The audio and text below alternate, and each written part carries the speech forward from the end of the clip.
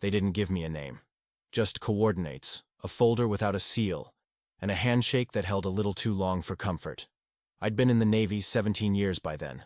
8 as a sonar technician, 6 as a systems engineer, the last 3 in maintenance oversight for decommissioned submarines along the eastern seaboard. I wasn't new to strange orders or stranger silence, but this one didn't come through the normal channels. It arrived with a courier at 0200, without insignia, without rank. The folder smelled like old sea salt and diesel. Inside, 3 photographs. An overhead satellite image of what appeared to be a dry dock facility, camouflaged inside a fjord on the Norwegian coastline, a blurred shot of a conning tower rusted beyond modern recognition, and a hand-drawn schematic of a Type 1C U-boat. Not a replica. The real thing. Stamped beneath it in faint ink, U-503. The last record I recalled of that number was its supposed sinking off the coast of Brazil in 1943. I should have refused the order. There were no official transfer papers, no listed pay grade, and the only signature authorizing the move was a name I'd never seen before. Just a block print. Boom, CL. I called in favors. No one could confirm a unit or division under that name. But I was burned out. I'd spent the last 11 months recertifying depth sensors in mothballed Los Angeles-class boats while trying not to drink too much in Pensacola bars. The thought of cold water and older steel was oddly comforting. So I packed light. My sea bag, my toolkit, 3 uniforms, and my old logbook from when I used to scribble down thermal readouts for sonar anomalies I wasn't supposed to document. The kind that pinged from beneath dead zones. The kind that disappeared mid-transmission. The transport plane dropped me in Tromsø under cloud cover so thick I didn't see the coast until the wheels hit the runway. From there, a jeep with civilian plates took me 4 hours northwest to a restricted inlet no one on the maps had named. The road ended at a gate that didn't open. Just a signal lamp flashing once, then twice, then steady green. The driver didn't speak. He left me at the dock and drove away without looking back. That was the first time I saw her. The sub. From the surface, it looked like a dying thing that had decided not to sink. Its black hull was split by a jagged seam of corrosion that ran from bow to stern like a wound that never scabbed over. The conning tower was partially collapsed, and yet, no sea growth, no barnacles, no sign of algae or bird droppings. The waterline around it was flat, undisturbed, as though the ocean hadn't acknowledged its presence in decades. No flags, no lights, just silence, and a faint hum in my ears that didn't belong to tinnitus or machinery. It felt like standing next to a lung that was deciding whether or not to breathe. There was no dock crew, no crane, no winch, just a metal gangway extending from a concrete slip into the hull's side like a tongue reluctantly extended for inspection. At the foot of it, a single metal locker with my name stenciled on it. Harrison, AG. Inside, a portable radio, a key ring with 5 tags, and a laminated schedule for Interior Assessment Protocol. There were no dates, just times, rotating every 48 hours, then resetting. I boarded at 0447 hours. The gangway creaked like an old animal. My boots hit the deck with a hollow echo, and I realized that the metal didn't feel like any surface I'd stood on before. It didn't vibrate with the tension of submerged mass. It felt inert, like the hull wasn't touching the water at all. The hatch was open, not forced, not sealed, just ajar, waiting. The first step inside was like crossing a threshold between pressure zones. My ears popped, even though we were above sea level. The air smelled like burned copper and wet rope. Not sewage, not mold, something cleaner, older.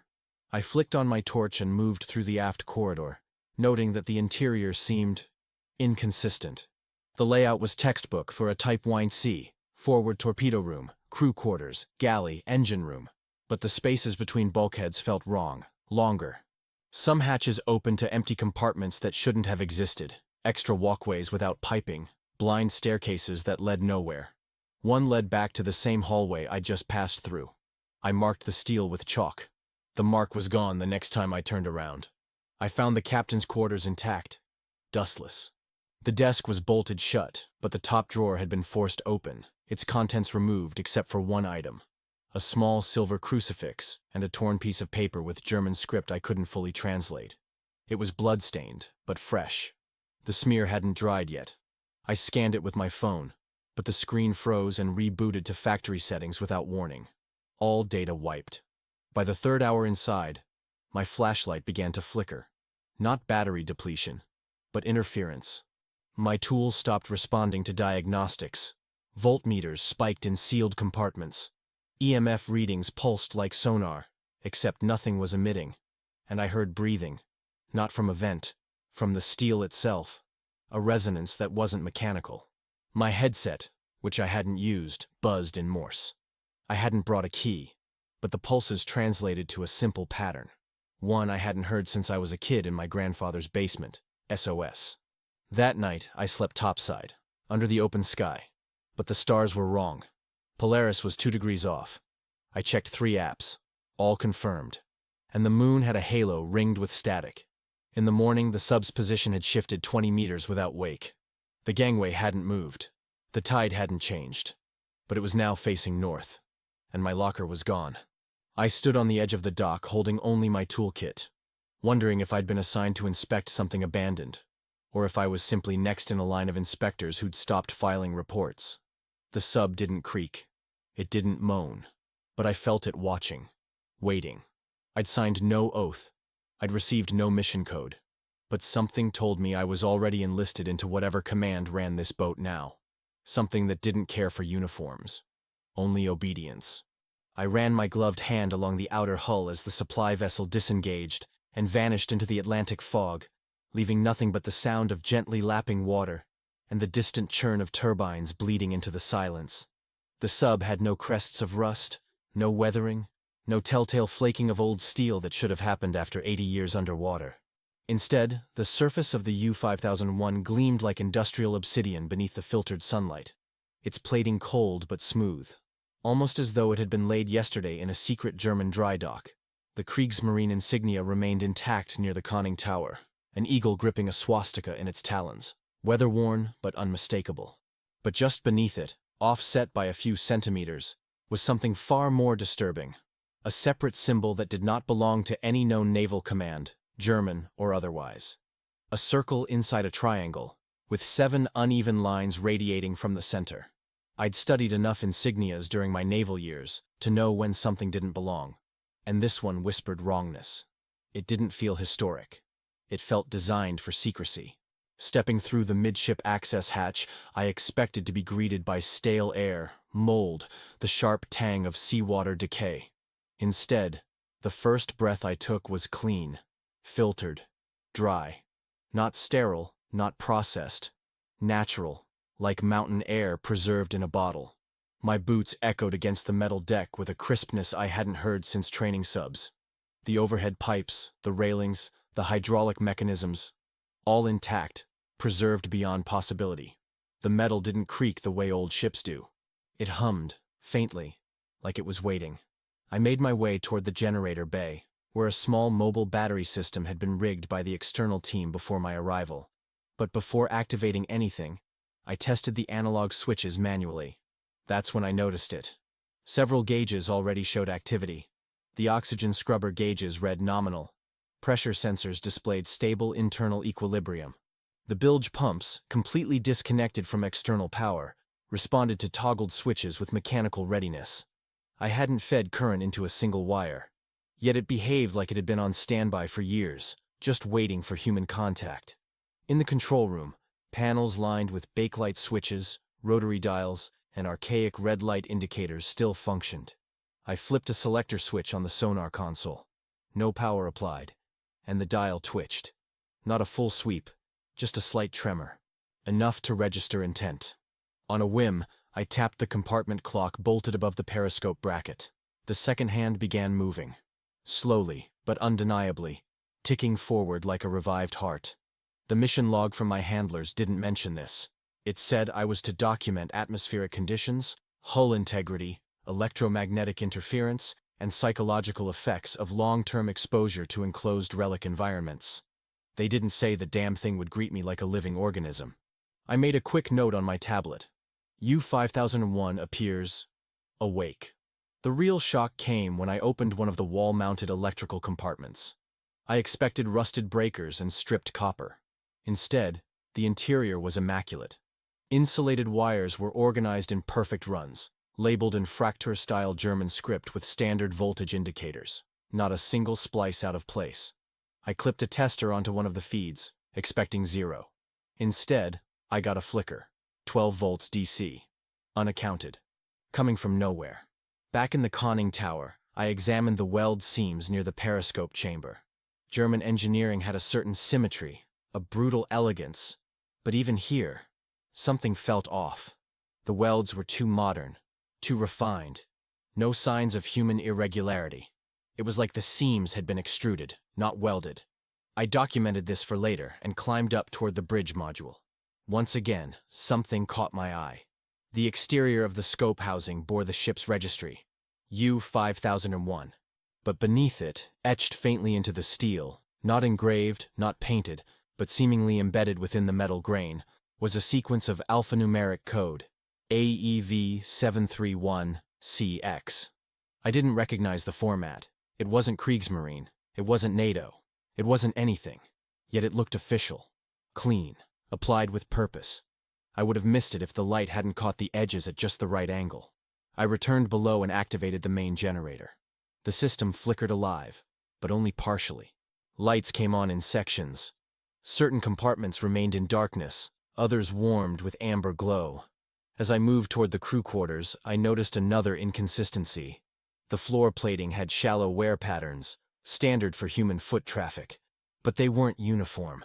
It was as if people had been walking certain routes consistently for years, perhaps decades. But those routes didn't match the natural flow of the submarine's layout. Corners that should have been low traffic showed polished wear. Walls had indentations where hands might have gripped in the dark. And when I checked the bunk lockers, I found items that had no business surviving 80 years. A sealed tobacco tin with fresh flakes inside, a rustless razor, and a leather-bound notebook dated 1972, written in perfect Gothic German script. I stopped reading after the first line.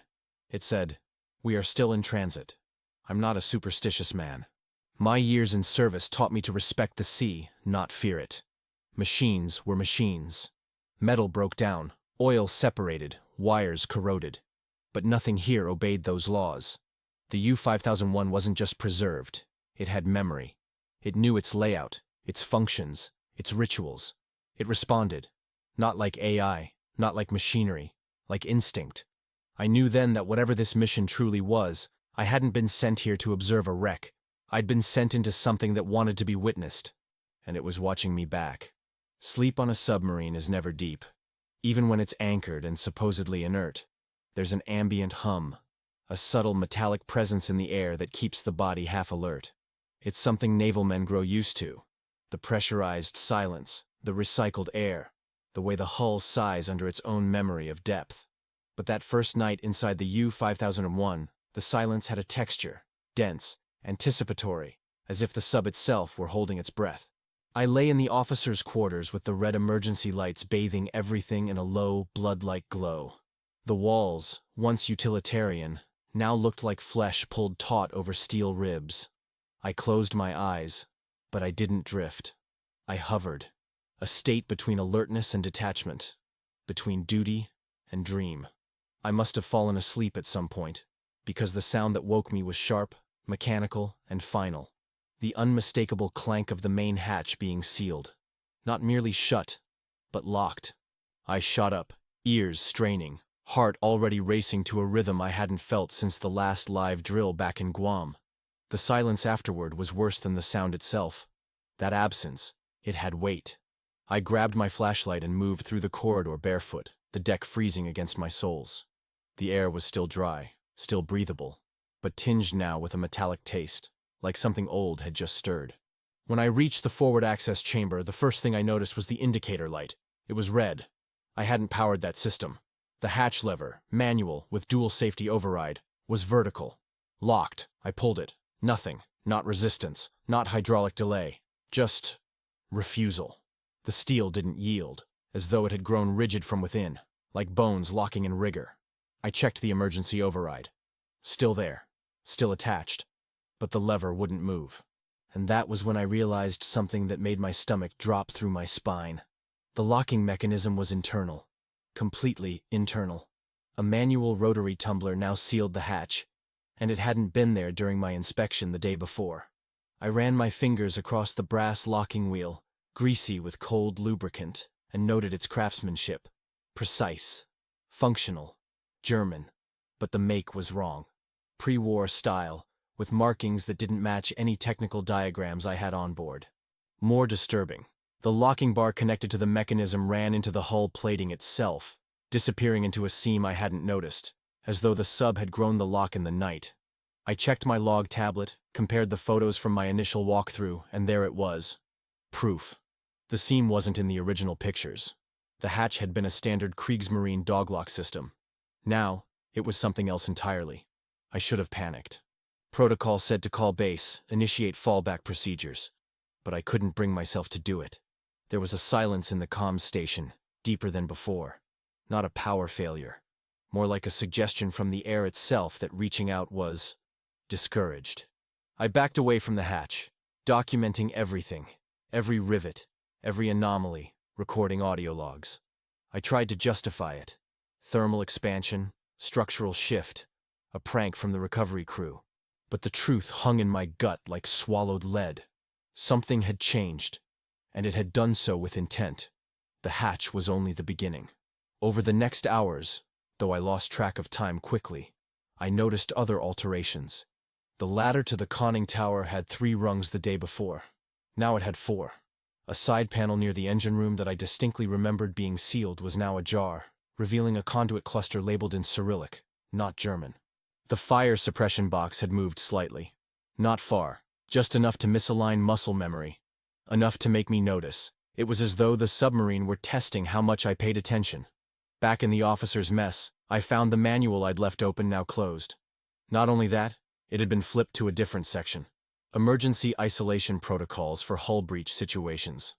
The procedures outlined were standard, except for one addition in red ink at the bottom.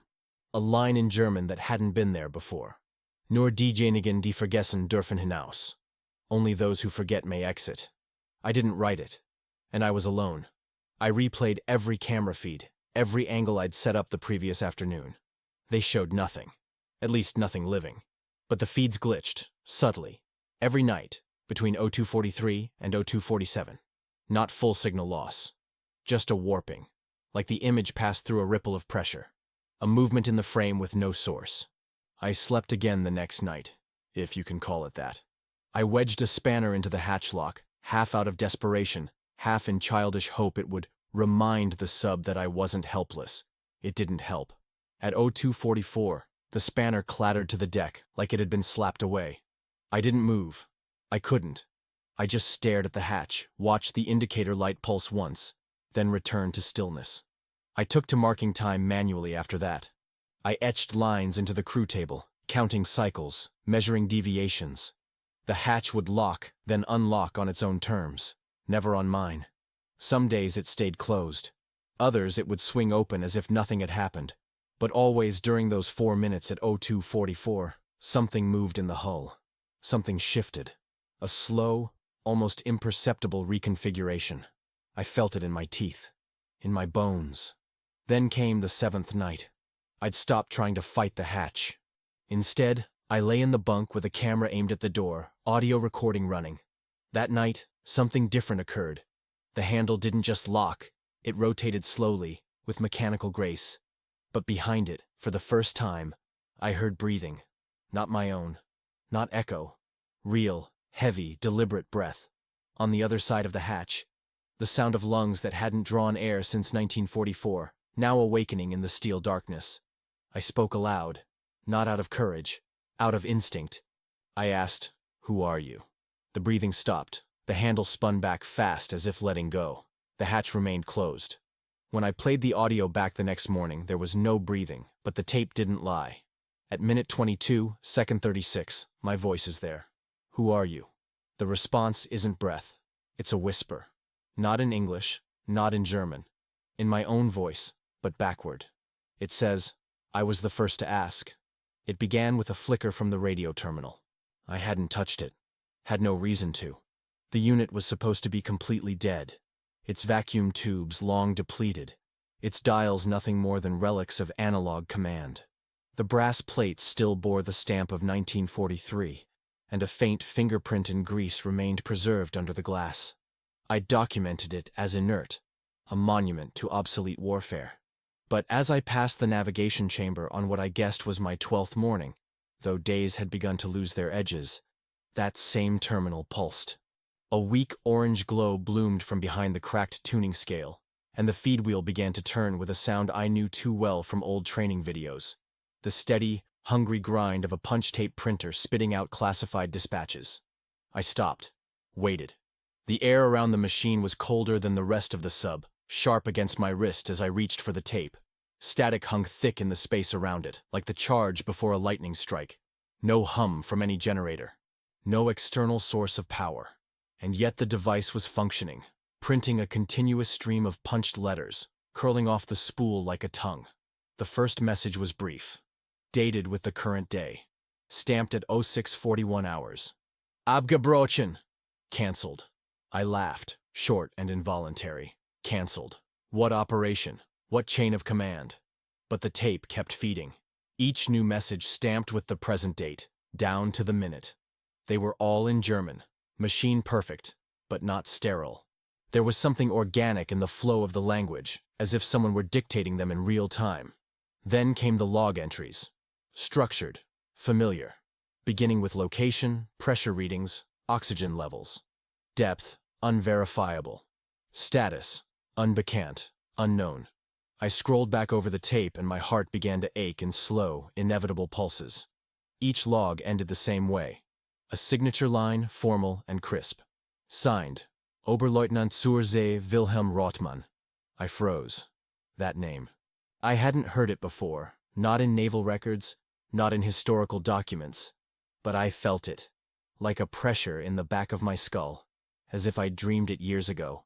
I took a deep breath and spooled the rest of the tape, letting it spill across the floor like intestines, the holes blinking up at me in Morse code silence.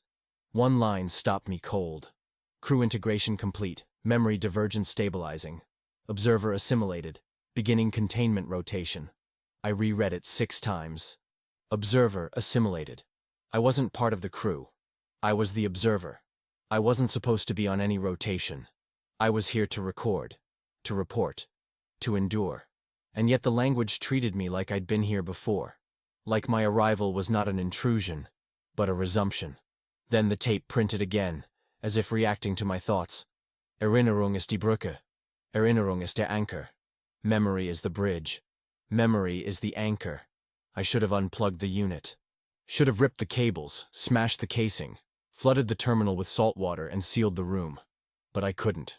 It was already part of the sub, part of the cycle. Destroying it felt like amputating a limb. Mine or the sub's, I wasn't sure anymore. I began to notice the subtle bleed of time around the logs. Clocks in the forward and aft sections began to drift apart by seconds, then minutes. The ship's chronometers weren't synced anymore, but the radio logs kept perfect time. Worse, they began predicting my actions. I woke one morning, if it was morning, to find a tape waiting on the floor outside my quarters. No light, no sound. Just there, like a delivery. It read, Observer will inspect ballast tanks at 1420. Subject will discover anomaly. No signature. Just that sterile anticipation. I resisted the order, stayed in my bunk, ate half a can of decades-old beans, scanned the perimeter, tried to trick the ship. At 1418, the bulkhead lights flickered. The starboard ballast alarm chimed once. I bolted from the bunk before I realized I'd made the choice. At 1420 exactly, I opened the tank access panel and saw it. A valve that hadn't been there before, glistening, newly welded, stamped with the same Kriegsmarine emblem, but with an addition. A 6-pointed symbol, scratched roughly beside it. Not etched, not engraved. Scratched. From the inside. Like something had crawled through the pipe and marked it as it passed. The next log appeared within minutes. Anomaly confirmed. Observer compliant. Memory loop verified. Loop. That word held in my chest like a torpedo before release. I checked the archive bin of the punch tape system. Hidden under the spools were old rolls, far older than my arrival. I fed one through the reader. There were logs, hundreds of them. Different formatting, different operators. All of them signed Wilhelm Rothmann. But the details changed. Slight variations in protocol. Alternate names. And then, 20 rolls deep, I found one that stopped my breathing entirely. Signed not by Rothman, but by me. My full name. Naval serial number. Date, November 1944. Observer integrated. First memory breach at cycle 34. Containment holding. Refusal protocols initiated. I dropped the tape. Backed away. Slammed the radio terminal shut and fled to the engine room, hoping the metallic stink of diesel and old heat would ground me. But even there, the vents had begun whispering. Not sound, air shifting, syllables forming, not words. Not yet. That night, I sat beside the old gramophone in the officer's lounge and stared at the blank wall across from it. I had no music, but it didn't matter. The ship was singing, faintly, in Morse, against the walls, through the bulkheads. One repeating message. You were here, you left, you came back. You will not leave again. I didn't sleep. I didn't dream. And when the terminal printed its next line, I didn't read it right away. I waited until the sub exhaled. Then I read. Memory convergence approaching. Observer seal reactivating. Log continuity restored. Signature follows. And there it was again. My name. But this time, beneath it, an additional signature. In cursive. Wilhelm Rothman. Only now I remembered him. He was my commanding officer, and I had served under him once. Not in this life, but somewhere within the steel, and the memory was still there, waiting. The sound of depth alarms has a distinct tone, sharp, high-pitched, hollow, like a scream through metal lungs, the kind of sound that bypasses thought and drills straight into the marrow. I heard it first on what I estimated to be the 23rd day, though by then, time had become elastic, soft around the edges, too malleable to trust. I was running diagnostics on the lower water filtration unit when the tone pierced the corridor. It wasn't possible. The depth system wasn't active. The sub had been immobile for decades, resting on anchor in calm Atlantic swells barely 70 meters deep. I ran to the control room, boots echoing through the corridor like I was being chased. And when I reached the central console, the depth gauge was already spinning. Not gradually. Violently. The needle shot past 100 meters, then 200. I tapped the glass, half expecting it to shatter, but it held. The analog display was joined by a second confirmation from the updated auxiliary sensor I'd installed. An American military-grade backup unit that shouldn't have been connected to any of the submarine's core systems. It blinked twice, calibrated, and gave a reading of 326 meters. Impossible. Externally, we hadn't moved. No ballast sequence had been activated. No water displacement. I checked the sea pressure integrity logs. They too had shifted. Inside the hull, the pressure was increasing, incrementally, enough that I felt it in my eardrums, like when you descend too fast in a dive and forget to equalize. I pulled the pressure map. Internal compartments were registering stress levels, consistent with a deep dive. Compartments began to creak, subtle at first, but growing louder, as if the U-5001 were remembering what it felt like to submerge. I went topside, though topside in a submarine meant little more than climbing into the command periscope tower, and checked the hatch. Still sealed. The world above. Pitch black sea, flat and featureless. The stars were wrong. I knew Orion like a friend, spent years tracking him across night skies from ship decks. But now, he was twisted, shifted. One shoulder missing, and the horizon line curved too sharply. I descended again, slower this time. When I returned to the control room, the depth gauge had reset itself to 68 meters. No movement, no descent recorded. The auxiliary monitor now claimed I had imagined it. Log entry missing, history wiped. But I had felt it. The pressure, the pull, the sense of sinking not through water, but through time. That night, I began placing analog watches throughout the submarine. One in the torpedo bay, one in the galley, one in the aft quarters, one strapped to my ankle as I slept. The next morning they were all desynchronized, not just by seconds, but minutes, hours. One watch in the officer's shower stall was ticking backwards. I set up a test, took a laser level and aligned it with the spirit bubble down the main engineering corridor, marked the angle with chalk, left it overnight. The next morning, the line had shifted by 2.7 degrees. The floor was sloping downward. ever so slightly, as if the submarine itself were being pulled at the bow. I reviewed the U-boat's original architectural blueprints. There had never been any incline in that section. It had been constructed on a uniform axis. The change wasn't an illusion. The metal was warping, or space was. I initiated a manual inspection of the ballast tanks, opening valves and double-checking seals. All systems remained disengaged, but when I looked at the waterline from the starboard observation slit, it was visibly higher than the night before. Water pressing higher against the glass, the ocean climbing toward us. But from where? Then the clocks began to lie. The submarine had always maintained a synchronized internal chronometer based on UTC, but now each console had adopted its own definition of now. The engine room thought it was 0114. The navigation room claimed 0426. The mess hall? 1309. The only place where time felt stable was the captain's quarters, where the antique wall-mounted clock, still ticking, miraculously, held its hands at 0244. I tried winding it. It resisted. I let it be. During a routine walkthrough, I passed the dorsal pressure chamber and found the depth gauge inside had shattered. Not from external impact, but from internal force. The needle was embedded in the opposite wall, and the glass blown inward. The reading had frozen at 742 meters. And then something shifted. The lights flickered in sequence, from stern to bow, as if something had passed through the submarine. Not along it. Through it. Like a pulse. The bulkheads moaned. Pipes wept condensation. And the auxiliary sensor came back online just long enough to flash a new number. 1003 meters. Then, undefined.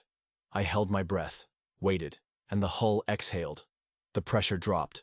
The lights normalized, and the sub went still again. The logs I kept, my own handwritten journals, now trembled in my hand as I tried to match these events with physical explanation. But every word I wrote felt like it was being copied. Somewhere else, before I even finished the sentence. Sometimes I would think of a phrase and see it already written on the page, as if the page had anticipated me. I checked the old paper logs left by the original crew. One entry, dated April 12, 1944, chilled me. Written in a different hand. Elegant. Careful. It read, "Pressure variable without depth. Hull adjusts to new paradigm. Stars remain unfamiliar. Orion fractured. Observer shows signs of resistance. Integration incomplete." The term, observer, again. As if whoever had written it knew I'd be here. As if I were the latest link in a chain that began long before this war, maybe before any war. Perhaps this sub wasn't a weapon, or even a vessel. Maybe it was a container for something time could not dissolve. On my final evening, before what I assumed would be another breach event, I sat by the periscope, scanning a horizon that no longer looked like Earth. And for a brief moment, no more than a second, the ocean parted. Not physically, but optically, like a lens adjusting. And I saw, in the far distance, a second periscope. Not from another ship, from beneath. It was staring back at me. The water around it shimmered, not with light, but with memory. Not a reflection, but a resonance. And I understood. We weren't where we thought we were. And we weren't alone. We had never stopped descending. We had never stopped sinking. We had only stopped recording it. Until now. There is a language inside metal. Not Morse or code or script, but something older. It creaks in rhythms, resonates in pressure, sings in frequencies only machines understand. I didn't believe that before I entered the engine room on what I now suspect was the 30th day.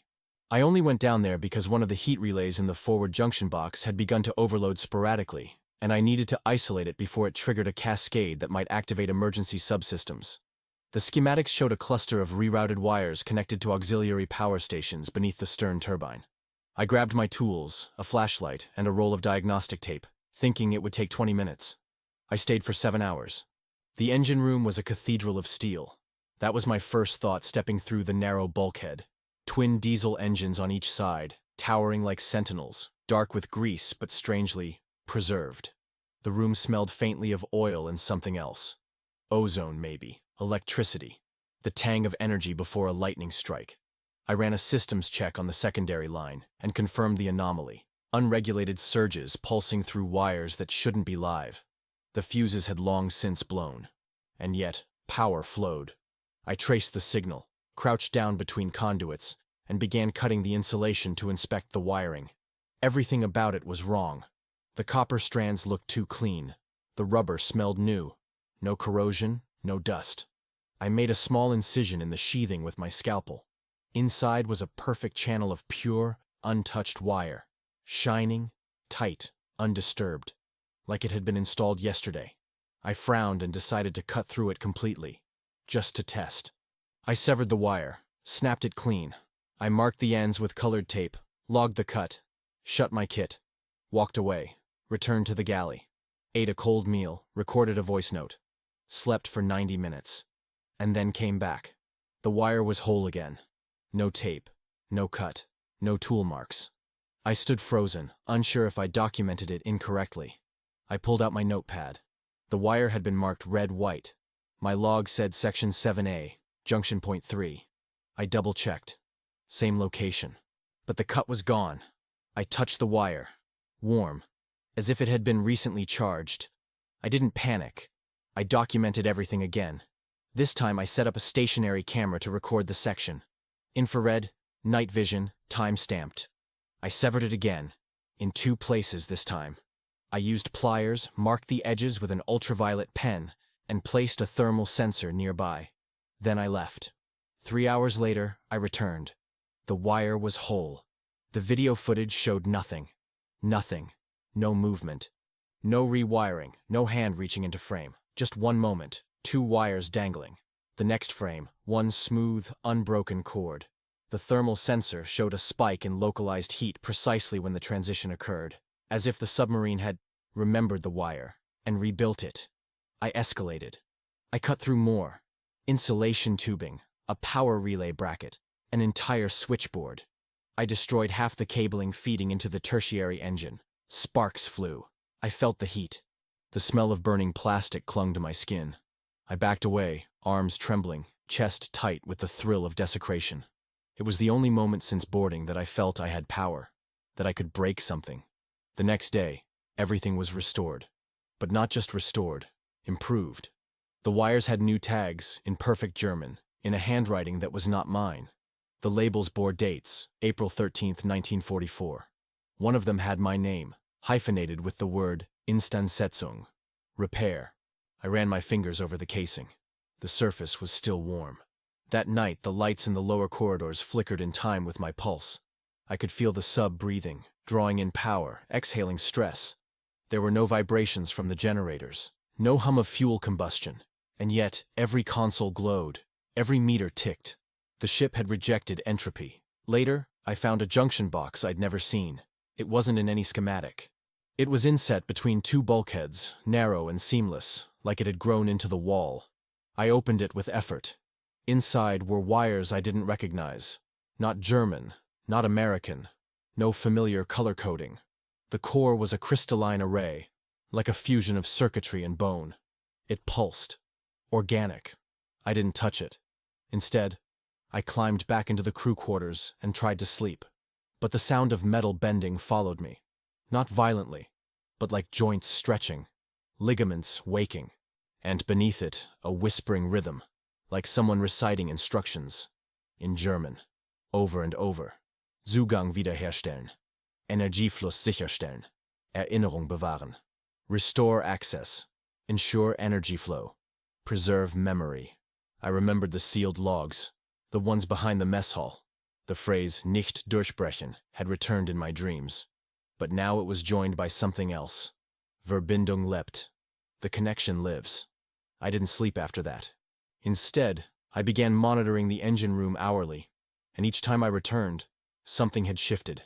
A bracket reinforced, a wire rerouted, a valve sealed, not by human hand, but by process. Memory.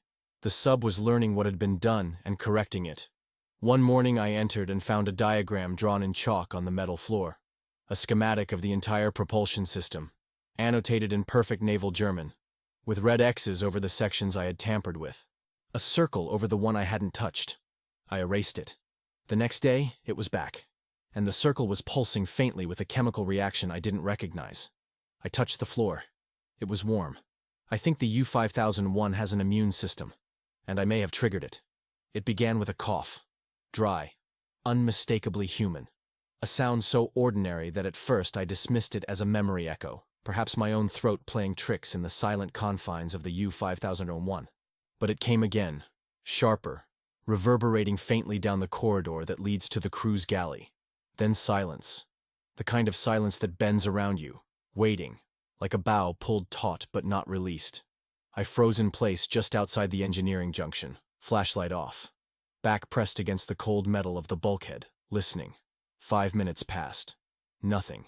Then, at exactly 02:44, my watch's glow confirmed it. The sound of footsteps.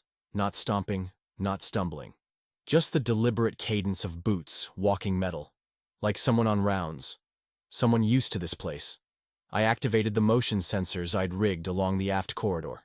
Nothing. No pings. No readings. But the sound continued. Boots on steel. Distant tools clanking. Even the occasional low murmur like men exchanging instructions. The ghost routines of a ship that had not sailed in almost a century. I cycled through the internal cameras. Nothing.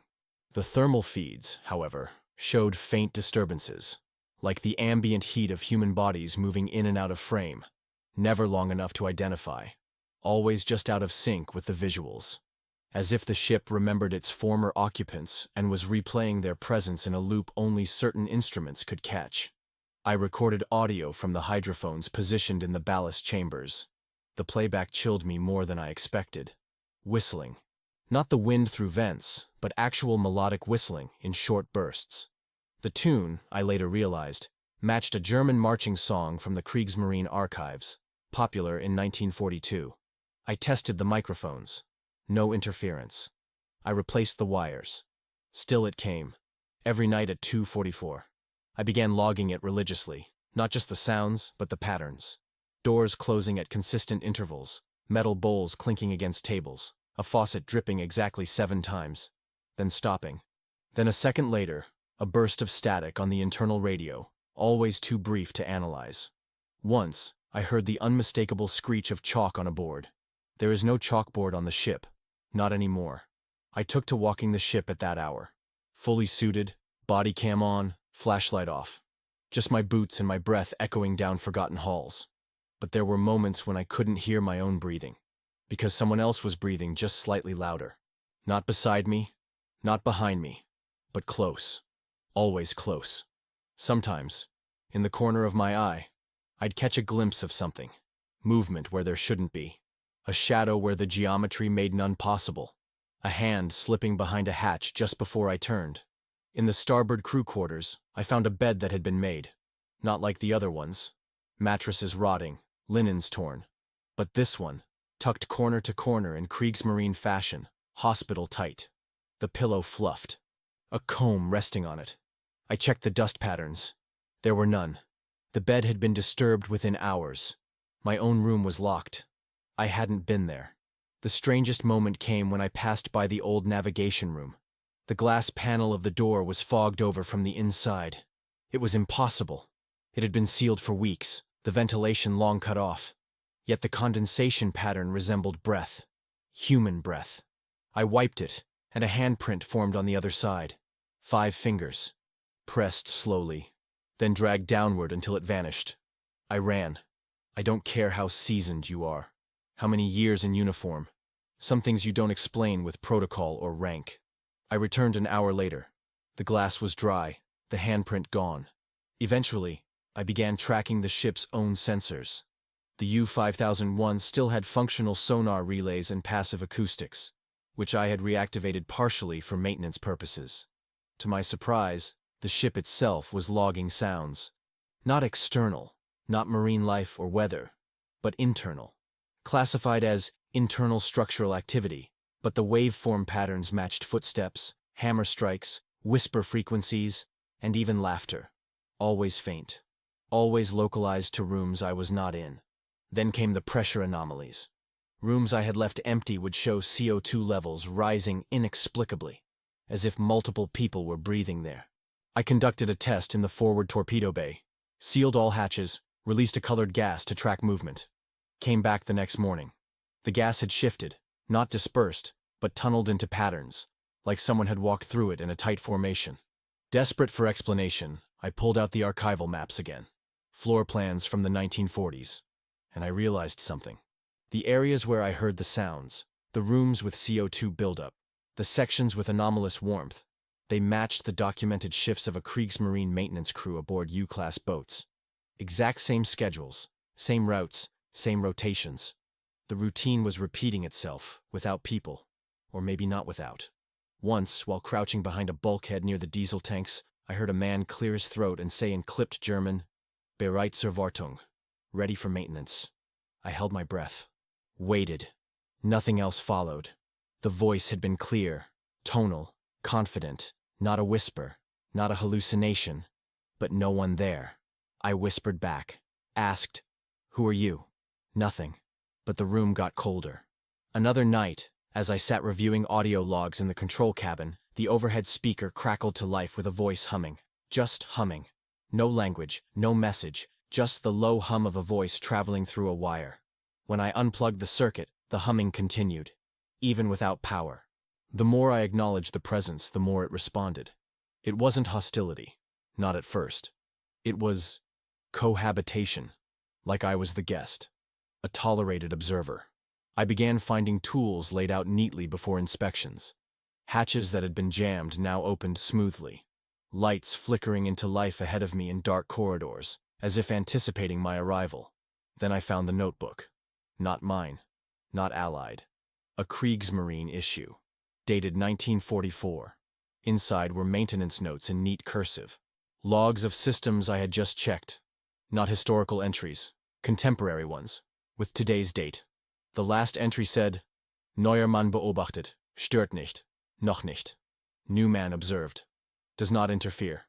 Not yet. My breath froze. Literally. The cabin temperature had dropped to 4 degrees C. That night, I locked every hatch. I bolted myself inside the engineering cabin. But even there, I could hear it. The crew.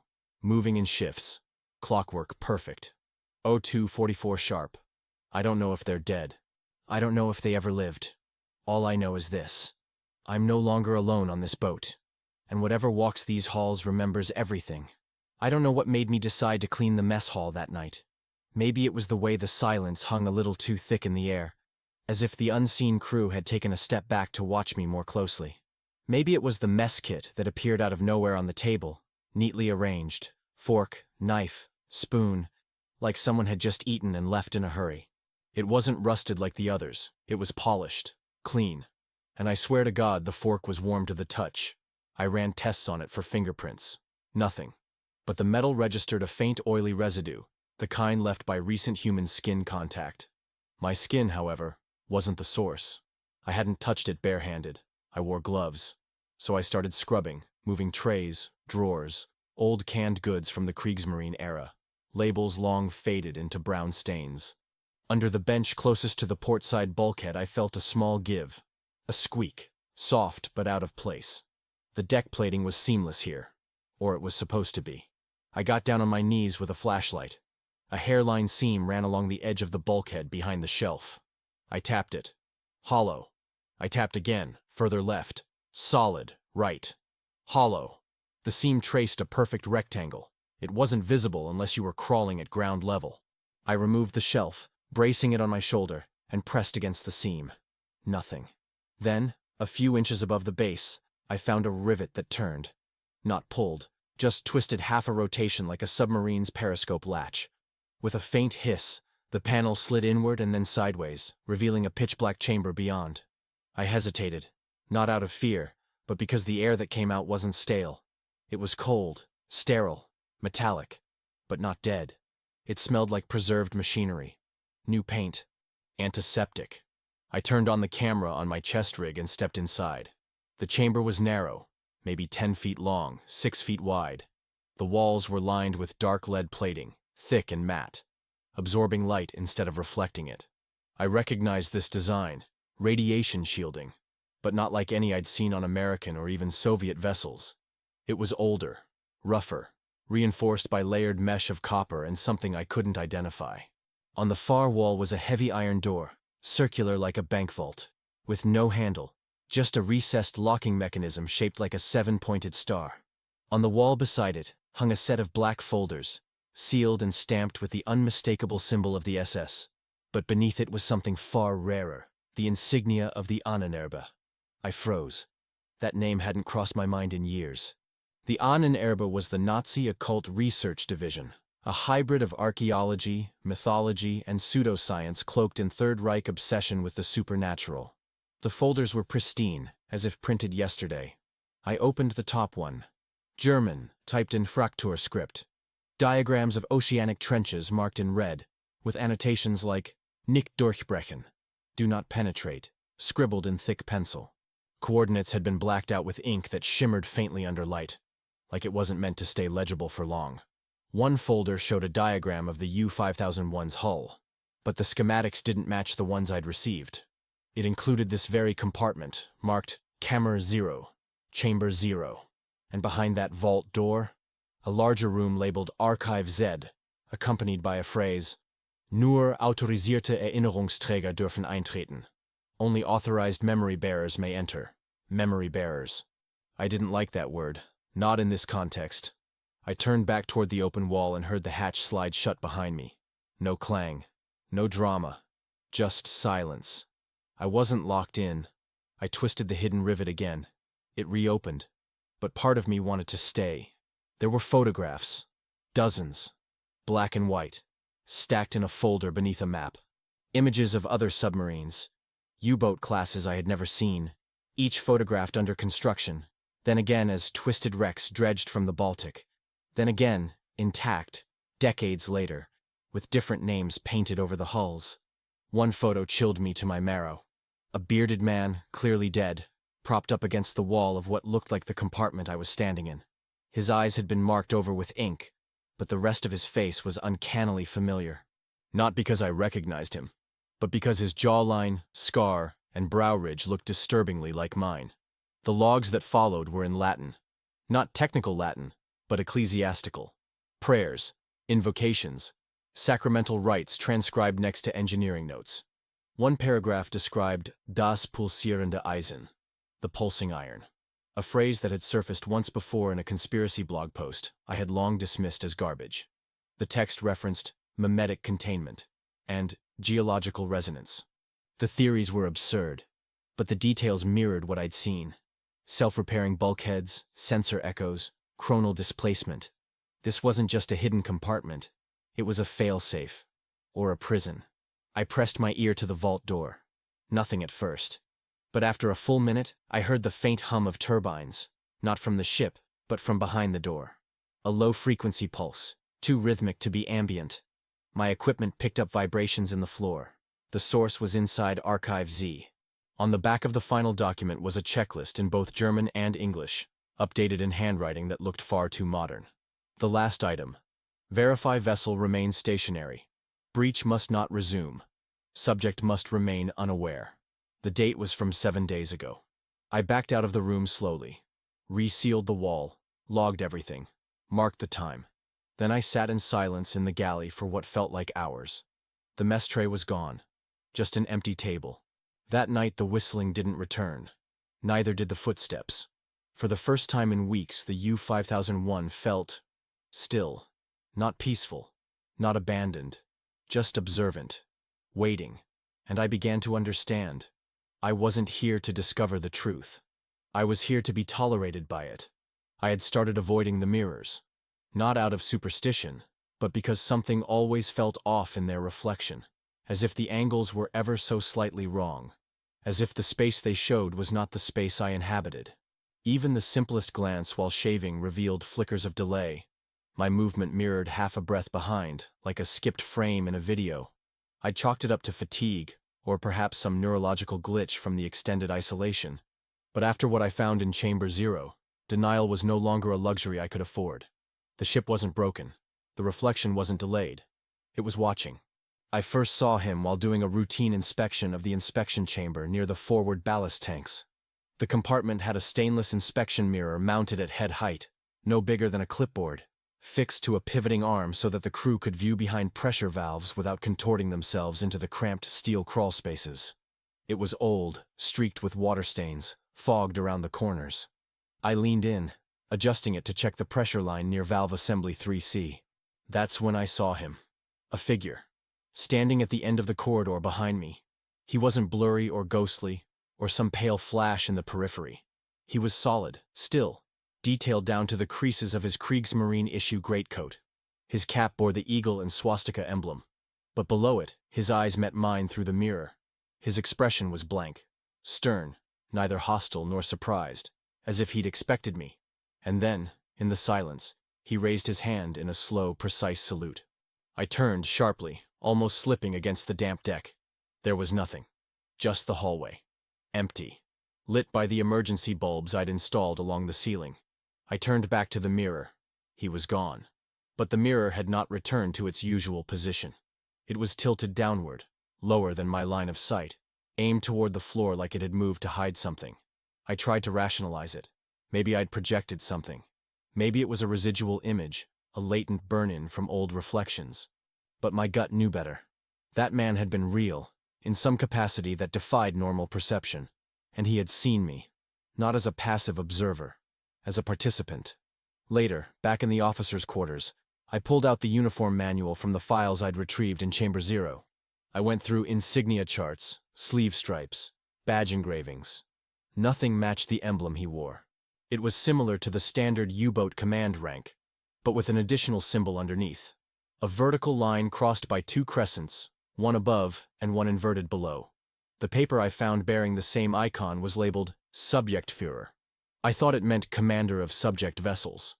But the word subject had a different connotation in German military doctrine. It referred to experimentation, test personnel, sacrificial roles. The man in the mirror had been marked not as a commander of others, but as a custodian of something. That night, I removed every mirror I could find. Polished steel surfaces, old hygiene glass in the head, even the mirrored surface inside the torpedo casing lid. I covered them all. But no matter how thorough I was, the reflection always found its way back. I began to notice that shadows would tilt unnaturally across the deck plates if I passed by the sealed compartments. When I sat in the control room and caught my profile in the brass-rimmed dials, my face would lag behind, smiling faintly, long after my expression had gone flat. On the fourth day after the mirror encounter, I woke up in my bunk with a drop of water on my upper lip. Condensation, I thought. I wiped it. It was thick. Too thick. I turned on the light. A smear of black oil ran down the wall above me, dripping from the seam in the ceiling. I followed the leak. It ran across the corridor, down past the galley, and stopped directly in front of the inspection chamber mirror, which was no longer fogged or streaked. It was clean, polished, waiting. I didn't approach. I stood from a distance and watched. The corridor behind me began to darken in the reflection, though the actual corridor remained lit. Then a flicker. The man again. This time, he was seated, hands folded over a leather-bound logbook. His lips moved slowly. I couldn't hear him. But my earpiece clicked, then whined, and through the interference came a whisper, too soft to be vocalized, almost like bone vibration. "Bleib," the voice said. "Stay." The temperature dropped 5 degrees in under a minute. My breath fogged in the hallway, and the mirror surface developed frost at the corners. I stepped forward instinctively, and for a split second, I saw something new. Not the corridor, not the man, but an interior chamber that I had never entered. One lined with curved walls, almost biological in shape, with pulsating veins of light running through them like some deep-sea creature's translucent skin. The man stood there now, facing away from me, as if guiding someone or something through it. Then the mirror cracked. Just one line, from top to bottom. But the illusion collapsed instantly. The reflection reverted. My face stared back at me, but not quite. The lighting was wrong. My expression was neutral, yet in the mirror, I smiled faintly. The delay again. My hands moved too slowly. I blinked, and the reflection didn't. I backed away. I no longer trusted any surface that could hold an image. I wrapped every exposed glass in cloth.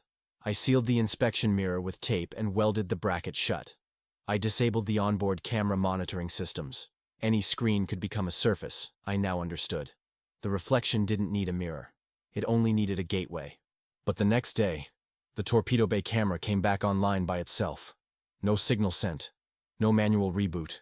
just flickered on. And there he was again, standing at the hatch. This time, holding the same logbook I'd seen. He opened it, began to write. And though I couldn't read the script, I saw my name at the top of the page. Now I understand why this vessel remained untouched for decades. Why its discovery was unannounced. Why it was handed off to a civilian contractor instead of a military division. The U-5001 does not contain ghosts. It contains reflections, echoes of the roles its occupants played, relived until they decay into something more elemental. Not a haunting, a rehearsal. And I've joined the cast, unwillingly, but inevitably.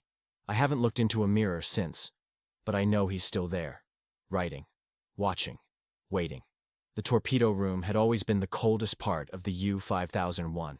Not because of its proximity to the hull, but because the air felt stiller there, heavier, as if even the pressure obeyed some outdated order.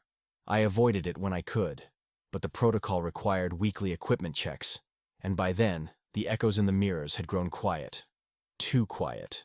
I had begun to suspect that the silence was not a reprieve but a preparation, and it led me back to that chamber of steel tubes and weaponized silence.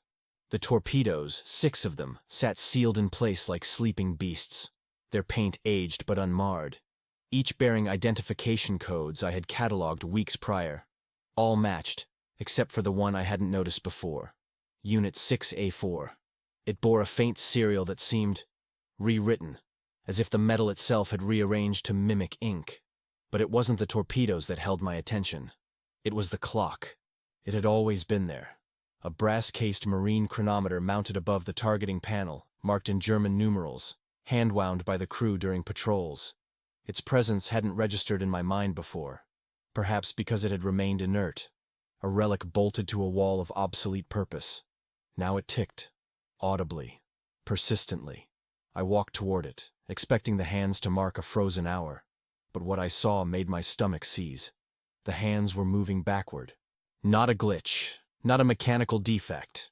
It ticked in reverse with measured precision, each click identical in pace to a standard second, yet trailing back in time as if unmaking minutes I had just lived. I stared at it, timing its motion against my wristwatch. 1 tick, 1 second lost. 5 ticks, and I could feel the throb in my temples. I closed my eyes, expecting nausea. But the sensation was stranger. Not dizziness, not confusion. More like déjà vu being stretched, warped, as if I'd already stood here before and would again, endlessly. The torpedo panel lit up suddenly. A flicker, then black. Just enough to betray a current. I hadn't restored power to this section in over a week. I checked the breakers. Still off. I traced the wires. No power input. The room wasn't powered in the traditional sense. It was being animated. I approached the chronometer again and reached up, intending to unscrew the casing. My hand froze inches from the brass. The air shimmered near the glass face, like heat distortion. And for a split second, I saw a face not my own, reflected in the curvature. The man from the refraction mirror. Again, but younger, as if each sighting aged in reverse. His mouth opened slightly and the ticking stopped, just for a heartbeat. Then resumed, louder, faster. I stepped back. The room now pulsed with the rhythm of that clock, the steel walls amplifying the tick-tick-tick into something percussive, almost ritualistic. I checked the atmosphere. CO2 normal. O2 slightly high. No neurotoxins detected. But the clock kept ticking backward, and with it, the sense that the room itself remembered a time I hadn't lived. I opened the maintenance hatch beneath the clock, expecting vacuum tubes or brass gears. Instead, I found something that should not have existed. A memory core. Not digital, not magnetic. Organic. Thin, branching filaments embedded in a transparent resin, pulsating faintly. It resembled the nerve bundles of a brainstem, not machinery. There was no inscription, no label, only a single etched phrase on the brass casing beneath it. Ursprung wird wiederholt. Origin will repeat. The implications sank in slowly. The torpedo room wasn't merely a weapon bay. It was an anchor point, a loop, a recorder of temporal function based not on chronology, but experience. I ran a scan on the clock's casing. The metal responded with spectral frequencies far outside the range of naval materials. High-energy resonance, matching, astonishingly, The vibrational readings I had recorded during the phantom submersion in Chapter 5. The room had dipped in and out of sync before, and this was the heart of it. I set up an isolated camera feed. Let it run for 6 hours. When I reviewed the footage, my stomach twisted into knots. At 03:44 a.m., the camera lens distorted. Not glitched, bent, as if warped by gravity. The image bent toward the clock. On the screen, my own figure entered the room, though I had never been there at that time. The version of me in the footage stood in front of the clock, watching it tick backward. Then, it turned slowly and looked straight at the camera. My face was pale. Lips moved. I rewound the footage. Tried to read my own lips. Only one word. Don't. I returned to the room in daylight, determined to disable the chronometer. No camera, no instruments, just my hand and a crowbar. As I approached, the ticking slowed. Louder, slower, deeper. Like the hull of the sub exhaled with each strike of time. I jammed the crowbar under the faceplate and pried upward. The glass cracked. A sound rang out, not metal, not shattering. It was a scream. Low, muffled, as if from waterlogged lungs. The crack in the glass bled. Thin, black ichor ran down the dial like ink in seawater. I dropped the tool, backed away. The clock resumed ticking. Faster now, forward, as if making up for the lost time, as if compensating for a wound. Since then, I've kept logs manually. The digital systems fail each time I mention the clock. Every transmission is corrupted. Every recording erases itself the moment I leave that room. I've tried contacting the surface. No response. The SatLink activates, then freezes. Always at the same timestamp, 03:44. Always with the same static burst before cutting. What sounds like breathing. I sleep little now. The dreams are inconsistent, but the sounds are not. I hear ticking in my bones. I feel my joints move half a second behind my thoughts. Sometimes when I blink, the lights flicker. When I speak, the words repeat half a beat later, in a different voice. Quieter, deeper. I don't know what the U-5001 was truly built for, but it obeys cycles, reversions, reverberations of time and memory. The torpedo room holds the mechanism, but I fear I am becoming its fuel. Each moment I spend here, the clock remembers me more. Each tick is a step backward toward something old, something waiting. I'll return again tonight. I need to know what happens when the hands reach zero. The armaments compartment was the one place I had avoided until now. I had already cataloged its contents during my first week aboard, when the submarine still felt like a tomb instead of a presence. There were rows of torpedoes, racks of depth charges, and storage crates marked in faded Gothic script, some in standard German, others in terms I could only assume were Kriegsmarine shorthand for equipment long obsolete. My preliminary scans had shown everything was inert, stable, cold. But after the chronometer episode in the torpedo room and the strange warping of footage, I no longer trusted what my instruments told me. Reality on the U-5001 had begun to twist in on itself, obeying rules that had nothing to do with physics and everything to do with memory, or something deeper. I returned to the armament bay just after 0200, flashlight in hand, keeping my boots light on the grating. The air was different, warmer, like body heat lingering too long. I scanned the munitions again. Readout stable. I moved down the central aisle, reading serial numbers off each depth charge and cross-referencing them with the original inventory manifest. One was missing. My heart didn't race. I had already reached a place beyond panic, where everything that should have caused dread instead brought a cold, analytical curiosity. I searched row by row until I found it, pushed halfway beneath a maintenance tarp at the far end of the bay. It hadn't been there before. Its casing was blackened, scarred, and marked with sediment layers that didn't match the Atlantic seabed. Fine silt clung to the edges like ash. I brushed some away with gloved fingers and found something that made my breath catch. Cyrillic. Russian. Stamped on the charge were numbers and characters that dated it to no earlier than 2023. It made no sense. This depth charge had no business aboard a German U-boat that disappeared in 1944. No logical operation, no salvage mission, no covert intelligence explanation could justify it. I ran a spectrographic scan. Salt concentrations consistent with the Baltic Sea, not the North Atlantic. And embedded in the metal was a microscopic seal that matched current-era Russian naval munitions. There was no rust, no degradation, no corrosion. It was as if it had been placed here recently. My first thought was sabotage. Someone had inserted it to rattle me. But no vessel had approached the U-5001. I'd monitored the surrounding perimeter daily. No drones, no dives, no surface ships. Then came the internal doubt. Had I brought it aboard myself? Had I walked these halls in some fugue state and forgotten? But that wasn't it. My logs showed no interruptions. My internal cams showed no movement. At least, not from me. I lifted the device gently. It was heavier than expected, as though something within pulled against gravity in a way I couldn't name. The floor beneath it was slightly warped, like the metal had softened to allow its passage. I set the charge on the inspection table and began to dismantle it, unscrewing the base panel. Inside, I expected copper wire, capacitors, maybe a primitive detonator. What I found instead was a small vial, glass, ancient, filled with black fluid that shimmered with internal motion, like tiny threads writhing in oil. It was attached to a sensor mechanism not listed in any manual.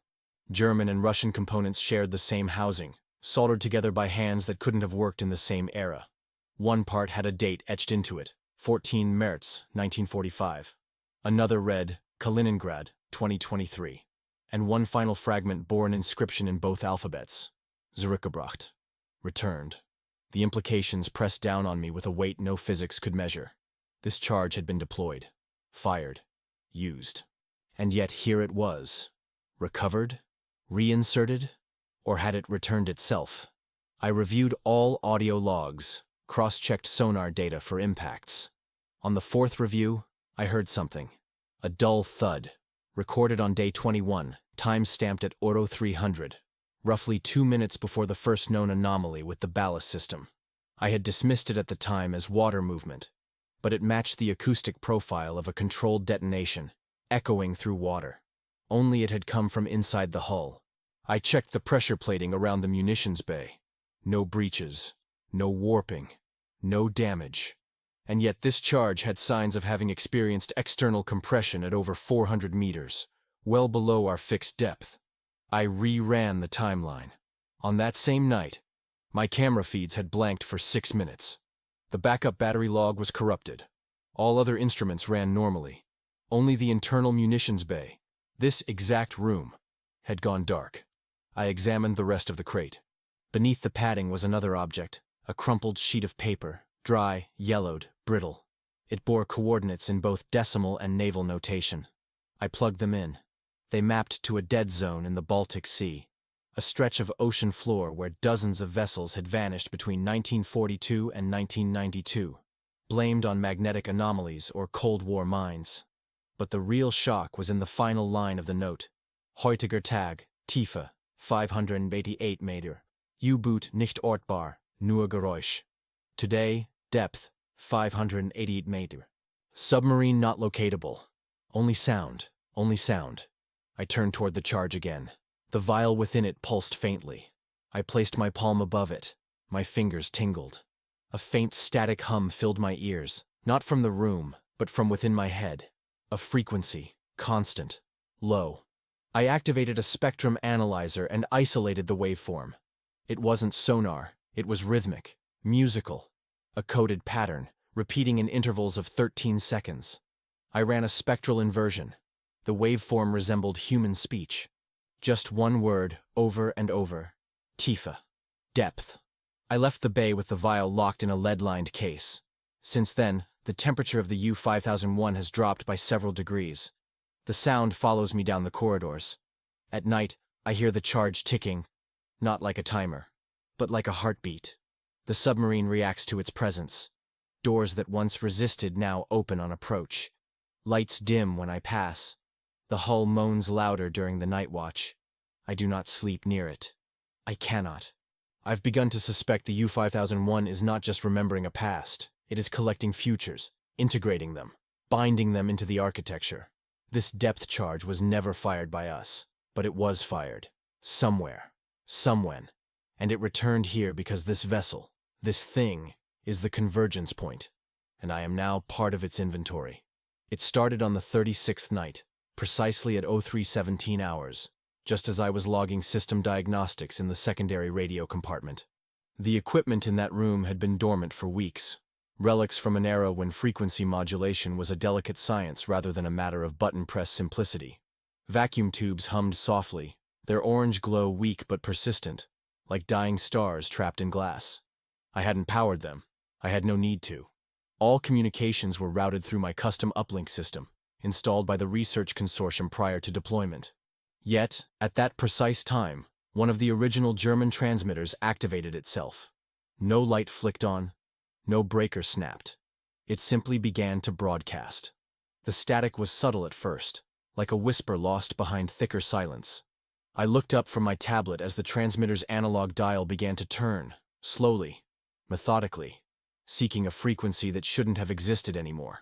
It locked onto 9.437 MHz, a frequency no longer in sanctioned use by any known NATO or civilian registry. The room filled with sound, a low chant, spoken in Latin, rhythmically intoned with the cadence of prayer. But it wasn't just Latin. Every 22 seconds, the chant was interrupted by clipped phrases in German naval code. Tiefenlage 1, Sicherung aktiv, Gegenmaßnahme bereit, followed by English, British accented, mark depth, hold silence, prepare descent. Then silence again. Then the Latin resumed. It was a loop, playing without end.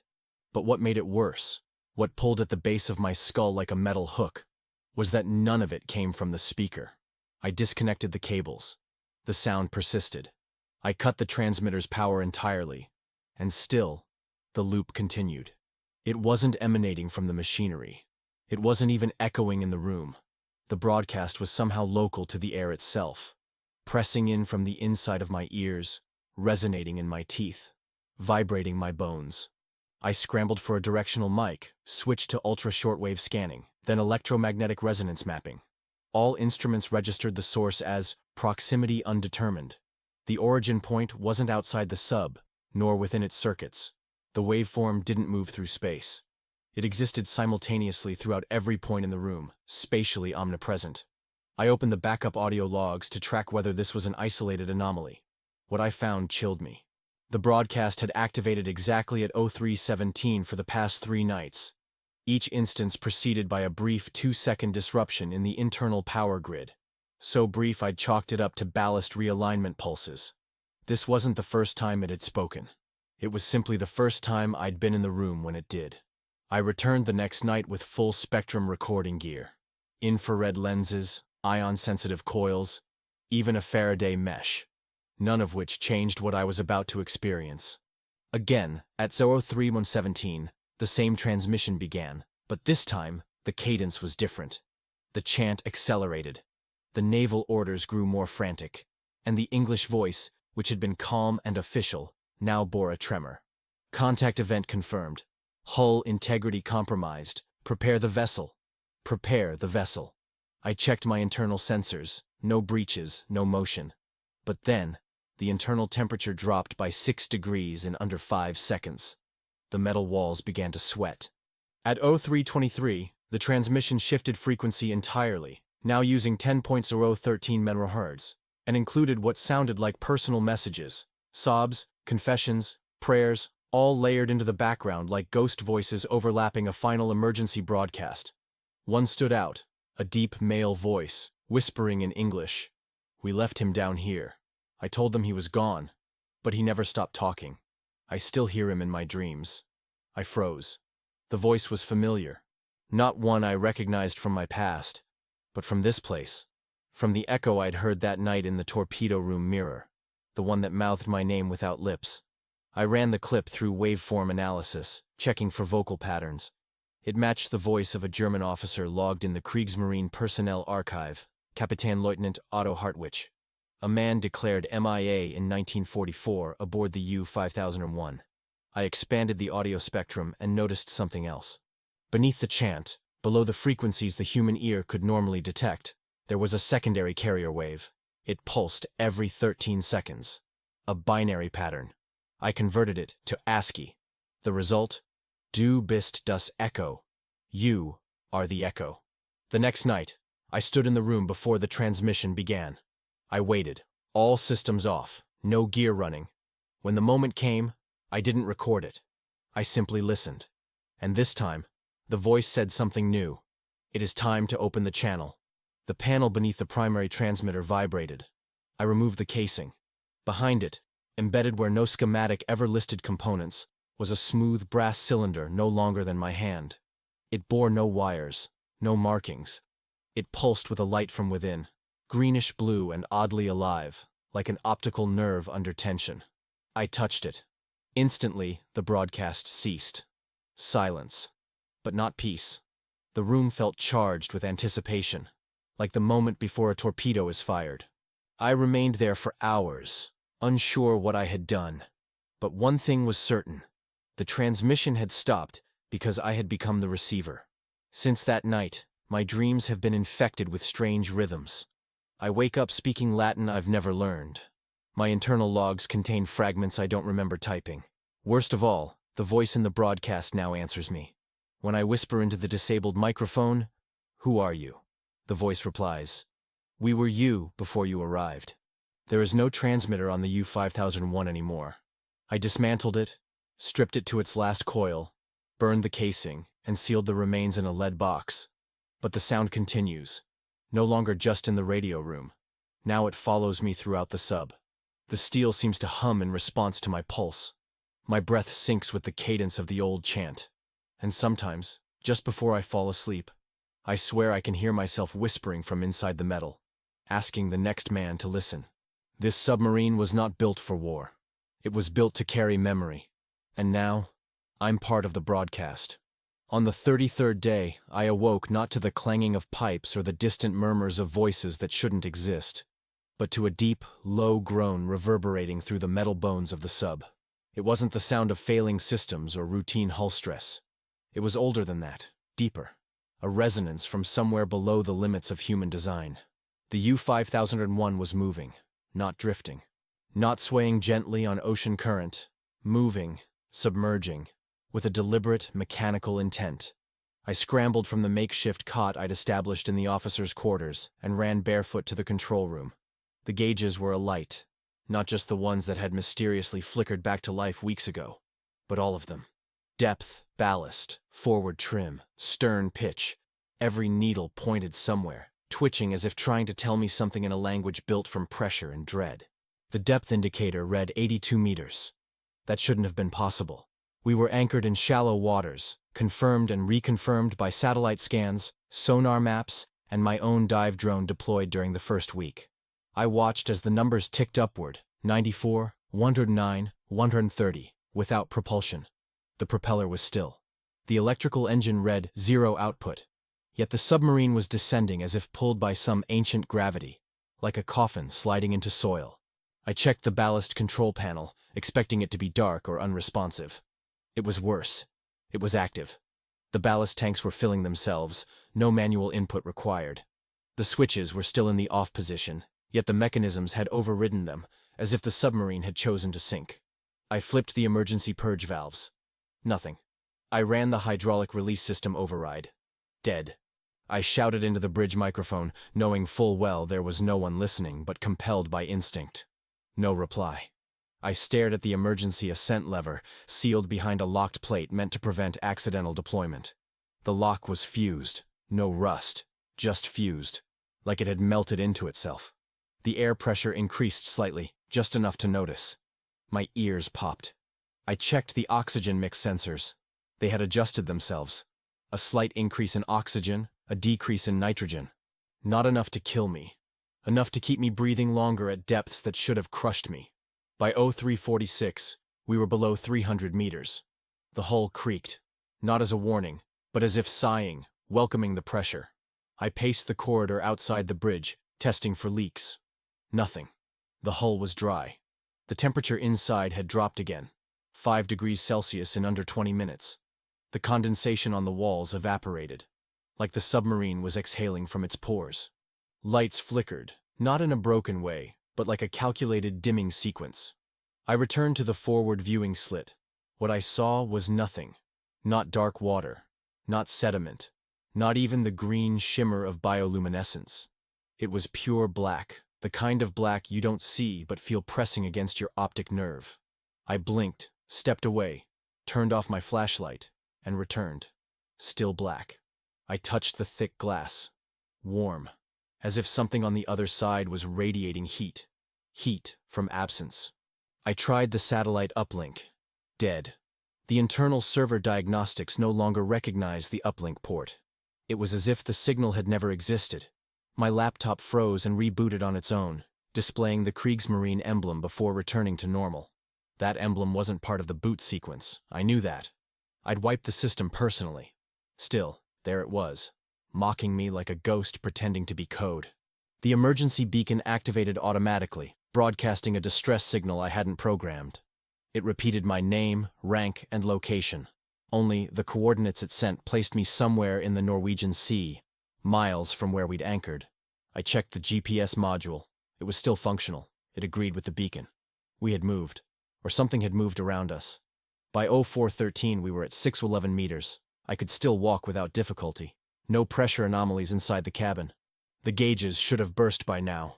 My body should have been bleeding from every orifice, but everything inside remained constant, stable, as if the rules outside didn't apply within these metal walls. The sonar activated by itself, a slow ping every 12 seconds. No echoes, no returns, just empty water, until one ping bounced back, a soft return. Something massive and stationary roughly 1 kilometer below. The system tried to render it visually. It failed. The screen pulsed with a smear of light and static, then locked in place. I rebooted. Same image. No shape, just weight. At 877 meters, the descent stopped. Instantly. No deceleration. No gravitational lag, just stillness. Like the sea had accepted our arrival. The ballast tanks had ceased taking in water. The control panel was quiet. And yet, the U-5001 remained poised. No list. No drift. Just perfectly neutral buoyancy at a depth where such things aren't possible. I stood in the bridge, staring at the still operational controls, unsure if I was meant to do something or simply observe. That's when I heard it again, the voice from the radio room, now present through the steel around me. Not spoken, not transmitted, embodied. It whispered not to my ears but to the inside of my skull. You're in the holding chamber. Don't open the gate. I don't know what gate it meant. I don't know if it was metaphorical or mechanical, but I knew not to move. For 37 minutes I stood completely still, heart pounding in rhythm with the faint throb of distant mechanical systems that weren't supposed to work anymore. Then, as silently as it began, the systems powered down. The lighting returned to its dim resting state. The control panel faded. The U-5001 became dormant once again. And I remained, alive, breathing, awake, 877 meters beneath a sea that didn't want me to leave. The next day, when I checked the logs, the depth reading was gone. Not reset. Gone. The system simply showed a dash where the depth had been. The sonar file had deleted itself. The ballast report was blank.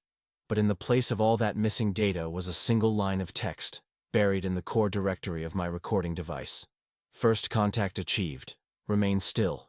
The gate remembers. I haven't tried to surface since. Not because I'm afraid of death, or pressure, or madness. I haven't tried because I know now that this vessel isn't held down by physics. It's anchored by intention. And whatever waits beneath us has chosen to keep us here, floating between now and never, in a depth that shouldn't exist. I sat in silence for what could have been hours or mere minutes. Time had stopped announcing itself with clarity aboard the U-5001. The clocks no longer ticked, the oxygen regulator no longer made its comforting hiss, and even the creaks and groans of the metal under strain had quieted, as if the hull itself was holding its breath. I checked the chronometer again. It was still running backward, the numbers confidently counting away from now toward an origin I could no longer recognize. I powered up the radio suite, expecting dead air, maybe static, but instead, I was met with a clean signal, sharp, clear, unwavering. I broadcasted a simple, desperate message. This is Lieutenant Caleb Hartman, former U.S. Navy, requesting immediate assistance. My location is... And I paused. The coordinates I had weren't accurate anymore. I had to read directly from the instruments, and even those looked wrong. The longitude was inverted. The latitude exceeded known values, like we'd passed beyond the conventional grid of Earth itself. I transmitted anyway, repeating the call 3 times. I wasn't expecting a reply. But one came instantly. A male voice answered, clipped, accented, barking words in a cadence I'd only ever heard in documentary recordings. It was German, old, precise, Kriegsmarine dialect. The voice delivered a formal naval response, identifying itself as U-2513 and demanding authentication. I froze. That U-boat had been scuttled in 1951 off the coast of Florida.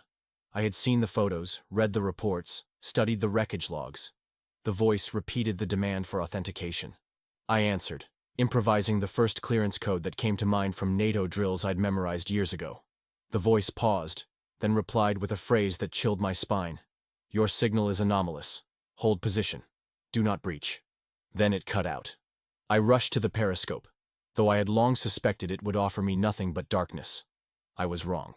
Through the glass I saw wreckage, massive scattered debris fields of ships that did not exist in any contemporary naval database. Some bore Imperial Japanese markings, some had the rusted insignias of Allied destroyers. One ship was split cleanly in half, suspended impossibly in the water as if frozen in the act of dying. Flags fluttered as though caught in a wind that couldn't be there. I shifted the view and saw something worse. Bodies. Not skeletons. Bodies, suspended in perfect preservation, eyes closed, some with expressions frozen in agony, others in calm repose, as if caught mid-prayer. And beyond them, rising from the black, a hulking structure loomed, a battleship that should not be here. It was the Bismarck, unmistakably, but it was whole. I stumbled back from the periscope, my knees striking the grated floor. I crawled to the radio again, repeating my call, modifying it, shouting. Another response came. This time, a woman's voice, calm and clipped, speaking English with a thick German undertone. U-5001, your presence has been noted. We advise zero movement. You are within the archive.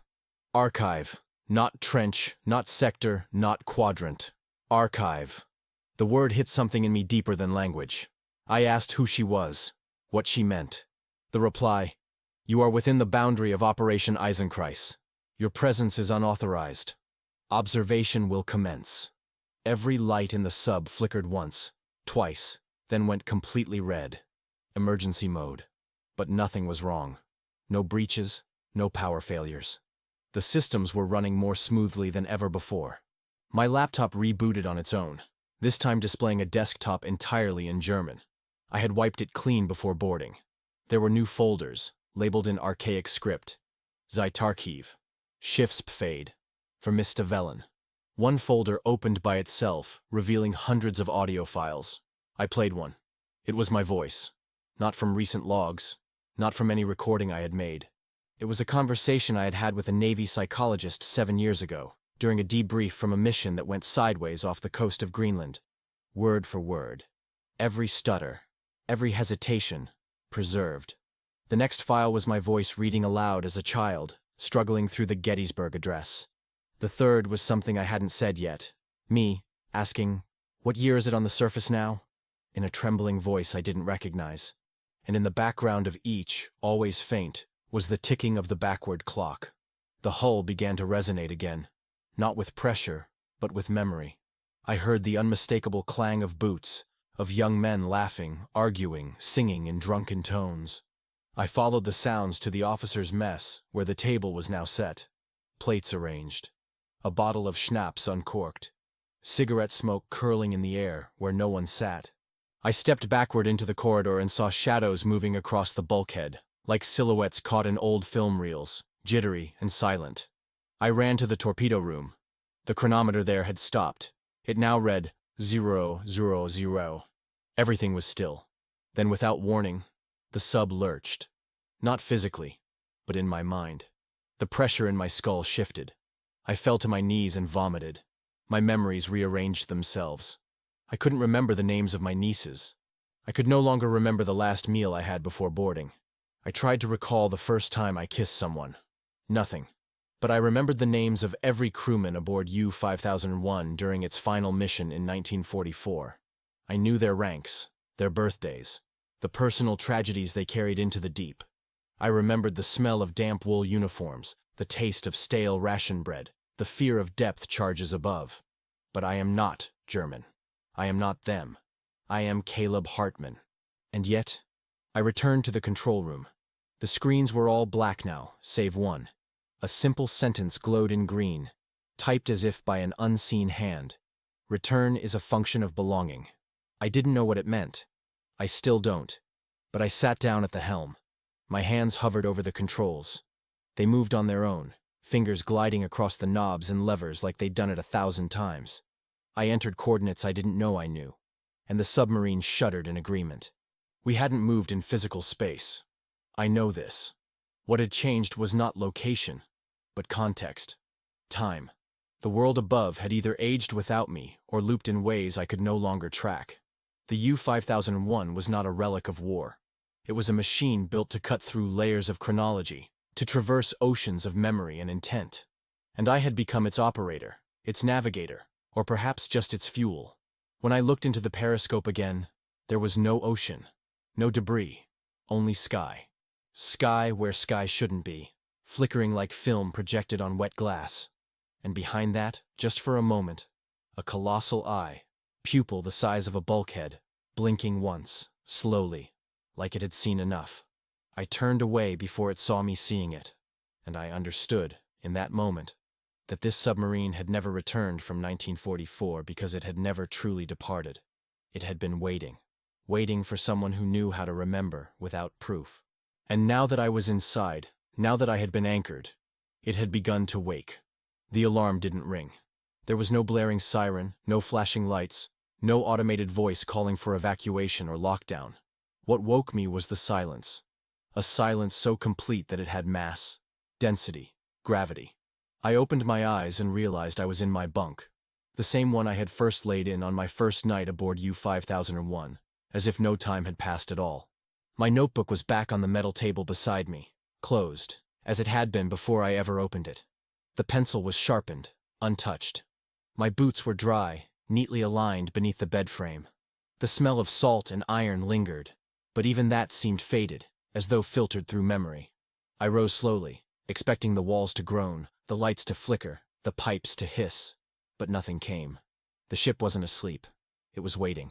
I walked the corridor barefoot, every step absorbed by the thick steel beneath me. No creaks, no echoes. I passed the officer's mess, the torpedo chamber, the radio room. All untouched, clean, sterile, like stage sets abandoned after a dress rehearsal for a performance no one came to see. When I reached the main hatch, the wheel was already unlocked, turned fully to the open position. No mist, no moisture, just a gentle push away from the inside. The door creaked open, smooth, effortless. Beyond it was the sky, a perfect morning sky. Not the Atlantic, not the distorted sea of debris and memories I had seen through the periscope. Just shoreline, dunes, grass, fog curling lazily around pine trees in the distance. Somewhere in the far background, I heard gulls. Real ones, I think. My legs moved without instruction. I climbed the outer ladder, emerged into open air. A breeze met my face. Cold, familiar, painfully beautiful. I stepped onto the hull of the U-5001 and looked around. We were grounded in a narrow inlet surrounded by cliffs, somewhere I didn't recognize, and yet my mind whispered false familiarity. I could have sworn I had dreamed of this place once as a boy, in the backseat of a car on some forgotten highway, while my father drove without a destination. I stood there for what felt like an hour, breathing, adjusting, reacquainting myself with the weight of gravity and the lightness of not drowning. Then I saw the man on the hill. He was seated, hands folded over a walking stick, coat fluttering in the breeze. I called out. He didn't move. I shouted louder, still no response. I descended, boots crunching against gravel now, sound returning in fragments, wind, birds, my breath. When I reached him, he turned slowly and looked at me. I nearly fell. It was me. Not quite. Older, eyes dimmer, skin sun-bleached and liver-spotted. But the shape of the jaw, the scar above the left brow, the subtle slump in the left shoulder, it was me. And he smiled. "You'll try," he said, voice sandpaper and warmth. "But you won't stay long." "What is this?" I asked, my voice trembling. "A kindness," he answered. "A lie you're allowed to live for a while." He stood slowly, placed the walking stick gently into my hand like passing a torch, and stepped past me. I turned to watch, But there was nothing behind me. No sub, no inlet, no sound. Just grass, sky, and the smell of rain on stone. I blinked and I was inside again. My body bolted upright in the bunk, lungs aching, throat raw. Sweat soaked my back, and for a moment, I thought I'd drowned. But the air was dry, acrid, familiar. The red emergency lights were blinking now, slower than before, more like a heartbeat than an alarm. The notebook on the table had changed, pages filled, every one of them in my handwriting, though I don't remember writing them. Diagrams, logs, sketches of men I've never met but now somehow remember. On the final page, "You are not here to report, you are here to remain." Underneath, the symbol, again, the one that had no record in Kriegsmarine files, a coiled Ouroboros swallowing itself, but with an eye in the center of its skull, human and unblinking. I tried the hatch again. It opened. The same landscape, the same air. But this time, no man on the hill, no walking stick, just emptiness. I walked for an hour, maybe 2. The sun never moved, the wind never shifted, no shadows changed. I shouted until my throat cracked. I cursed, I laughed, I cried. Then I sat, waited, slept, and woke back in the bunk. This time, the date on the monitor had changed. July 19th, 2046. 10 years since I stepped aboard. I haven't aged. The logs continue themselves. Some days the sub is empty. Others, it's teeming with ghost sounds, the marching echo of boots down unseen corridors, the murmured prayers in languages that haven't been spoken in centuries. The depth gauge spins sometimes. The clocks bleed. One morning, the radio picked up a broadcast of my funeral. Real, I think. Closed casket, no remains, military honors. My sister sobbing. I didn't even know she knew I was gone. I tried writing a goodbye letter. The words melted from the page. I recorded a video, just static. I took a photograph of myself and watched as the image faded like undeveloped film. Every method of escape is absorbed. Not erased. Absorbed. Like the sub is building something out of me. A copy. A keeper. Now, when I walk the corridors, the walls hum when I pass. Some doors open before I reach them. The submarine has learned me, imprinted me. My memories bleed into its walls. And in return, it offers dreams. Lucid ones. Memories that aren't mine. Of other officers, other navies, other centuries. I once dreamed I was a sailor in the Roman fleet watching Carthage burn. Another time, a deckhand aboard a ship that never returned from the Arctic Circle. I feel them all now, inside me, like currents. This is the last entry I will attempt. Not because I fear what will happen if I continue, but because I no longer remember what the point was. Rescue, discovery, truth. There is no transmission anymore. The outside has either moved on or never existed. The U-5001 does not sail oceans. It sails consciousness. It holds things, traps them, preserves them in amber and echo and breath. And I, who once came aboard thinking I could catalog the strange, have become part of its systems. I hear the hatch now, opening, not outward, inward. Something comes, or maybe something returns. My hands don't shake anymore. My eyes don't close. I see it all. The archive, the cycle, the role. I was never sent here to observe. I was selected to anchor, and anchors don't leave. I am not Caleb Hartman anymore. I am the ballast. I am the record. I am the whisper that answers the next man's radio call. And when he arrives, I'll be there, seated on the hill, waiting.